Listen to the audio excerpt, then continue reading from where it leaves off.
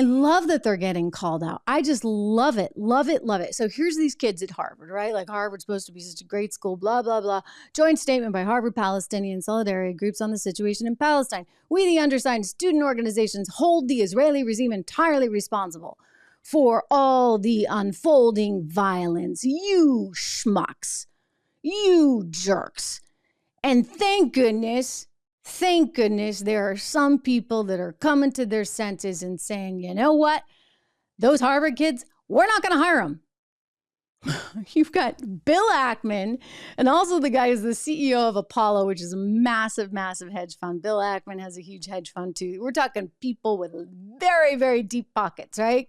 So Marc Rowan over at Apollo, he went to UPenn. He's a big donor to UPenn. He's furious, and he's calling for the head of the trustees, who's an investment banker over at Greenhill, Scott Block. He's saying, you know, you're out of there. You got to go. And he's demanding that the University of Pennsylvania come down hard on these students. We did see Claudine Gay over at Harvard have kind of a mealy mouth statement. I think she's terrified of the students. She's brand new over there. She's brand new to Harvard, and she's really scared.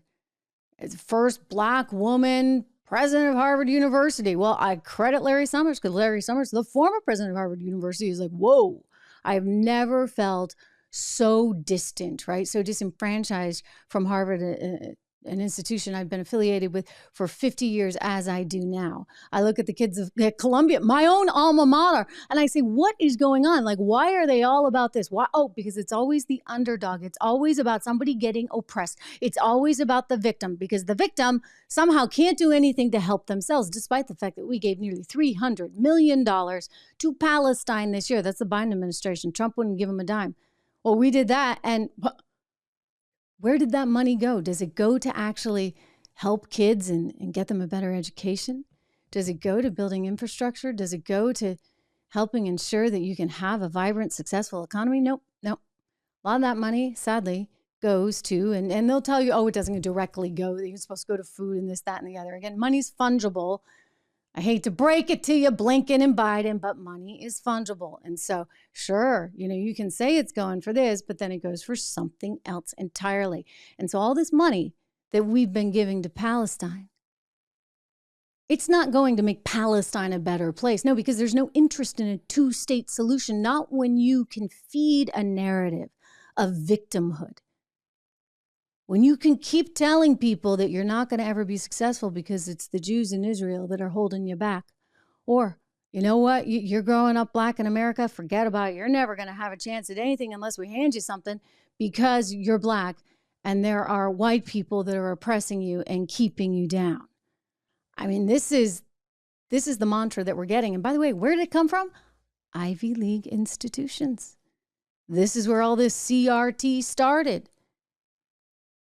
So the whole Black Lives Matter movement really effectively came from these organizations that then proudly stood up in defense of BLM. And you saw every major corporation do exactly the same thing. Trans as well, right? We got to stand for the trans community over and over and over again.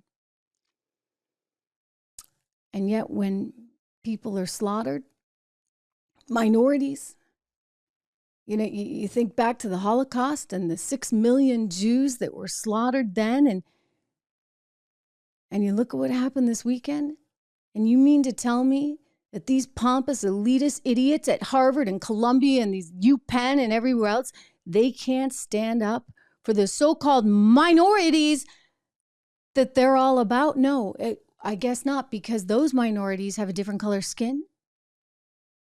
You see how frightening this is, guys? Very frightening.